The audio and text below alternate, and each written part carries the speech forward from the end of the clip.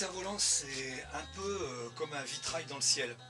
Alors il faut prendre en compte justement cet effet vitrail, à savoir que sur ce cerf-volant, le support est gris souris, et que bon, si on regarde, bien sûr on voit un petit peu le bleu par transparence, mais si on tourne de l'autre côté, ce bleu, si on le met à la lumière, ben, il est pas très lumineux, quoi. Il est un peu altéré par le fait que derrière le support est gris.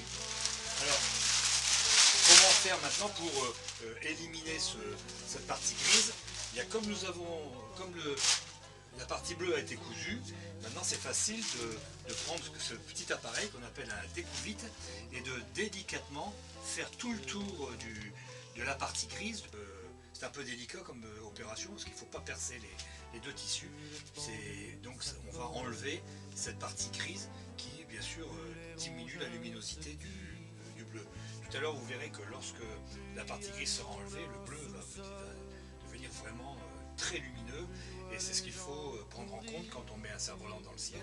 Il est éclairé par au-dessus, donc il faut que la lumière passe à travers.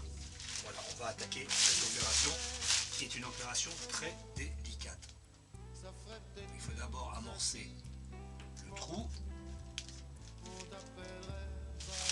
vérifier qu'on ne passe pas de l'autre côté, et ensuite on commence délicatement à couper le long de la couture. Il faut y aller tout doucement, et regardez, on voit tout de suite apparaître le bleu qui va se décoller petit à petit. Il ne faut pas forcer, il faut y aller vraiment. On marche sur des œufs là. Hop, tout de suite le bleu apparaît.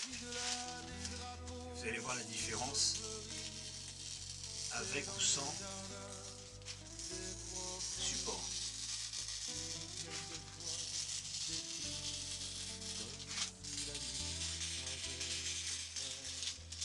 Alors cette technique par application et évidement, c'est une technique que j'ai apprise d'un cervoliste californien qui s'appelle Ron Gillian et qui fait des chefs-d'œuvre en cerf-volant avec des motifs extrêmement compliqués.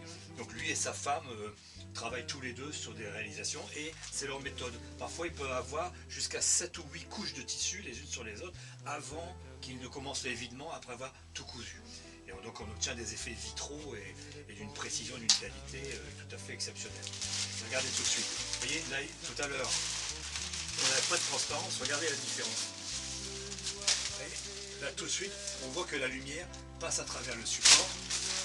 Et donc toutes les couleurs du motif qui vont être les unes après les autres superposées, elles vont être évidées chacune leur tour une fois que les couleurs ont été cousues.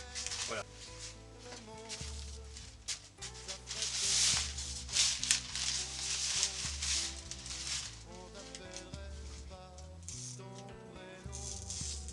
Cette technique, c'est Yves Laforêt, un Québécois, qui me l'a enseigné il y a plus de 10 ans.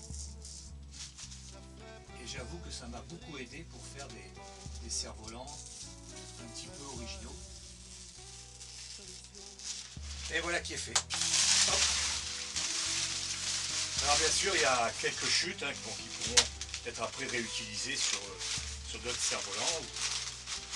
C'est chacun de voir ce qu'il peut en tirer. Et si on retourne les cerfs-volants,